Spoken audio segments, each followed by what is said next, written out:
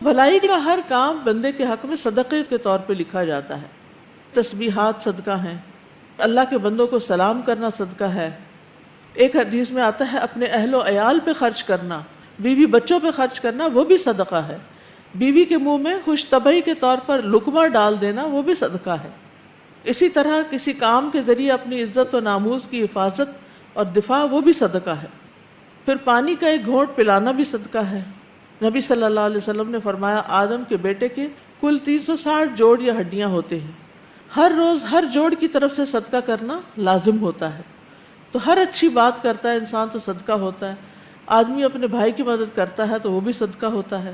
پانی کا ایک گھونٹ کسی کو پلا دیتا ہے تو وہ بھی اس کے لیے صدقہ ہوتا ہے. اس حدیث کو سن کر ہم کہیں بیٹھے رہ جائیں گے کہ کوئی ایسے گزرے اور ہمارے پاس پانی ہو فالتو بھی رکھا ہو تو ہم اس کو آفر نہ کریں. پھر اسی طرح معمولی چیزیں جیسے رسی، تسمہ، یہ چیزیں دینا بھی صدقہ ہے. آپ نے فرمایا کسی نیکی کو حقیر نہ سمجھا کرو، اگرچہ کسی ایک کو رسی دے دو یا کسی کو جوتی کا تسمہ ہی دے دو یا اپنے ڈول میں سے کسی کو پانی مانگنے والے برتن میں پانی کھینچ کر ڈول ڈال دو، یا لوگوں کے راستے میں سے کوئی ایسی چیز دور کر دو جس سے انہیں تکلیف ہو رہی ہو، یا اپنے بھائی سے خندہ پیشانی سے ملو، یا اپنے بھائی سے ملاقات کر کے اسے سلام کرو.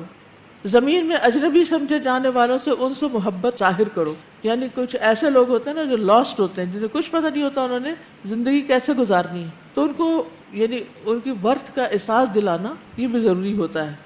اسی طرح صرف باہر والوں سے نہیں، ان سے محبت سب سے پہلے کس کے ساتھ؟ گھر والوں کے ساتھ. جس طرح انسان گھر والوں کو دیتا ہے، رشتہ داروں کو دیتا ہے اور غریب مسکین کو دیتا ہے، درجے ہیں مختلف. تو اگر رشتہ داروں میں ہی غریب مسکین ہے تو ان کو دینے کا زیادہ اجر ملے گا. پھر ہر تکبیر پڑھنا، اللہ اکبر پڑھنا، الحمدللہ پڑھنا، سبحان اللہ، یہ ساری چیزیں کیا ہیں؟ تسبیحات کہلاتی ہیں. ہماری اصل میں صدقے کی یا نیکی کرنے کی جو سوچ ہے نا وہ بڑی محدود ہے. ہم صدقہ سمجھتے ہیں مخصوص قسم کی چیز کو دینا، حالانکہ اس سے بھی زیادہ وسعت ہے، اس میں آسانی رکھ دی گئی ہے. پھر پودے لگانا، فرمایا جس مسلمان نے کوئی پودا لگایا تو اس درخت سے جو کھایا وہ اس کے لیے صدقہ ہے، اور جو اس سے چوری کر لیا گیا وہ بھی اس کے لیے صدقہ ہے، اور جو درندوں نے کھا لیا وہ بھی صدقہ ہے، اور جو پرندوں نے کھایا وہ بھی صدقہ ہے، اور جو کوئی اس میں کمی کرے گا مگر وہ اس کے لیے صدقہ لکھا جائے گا.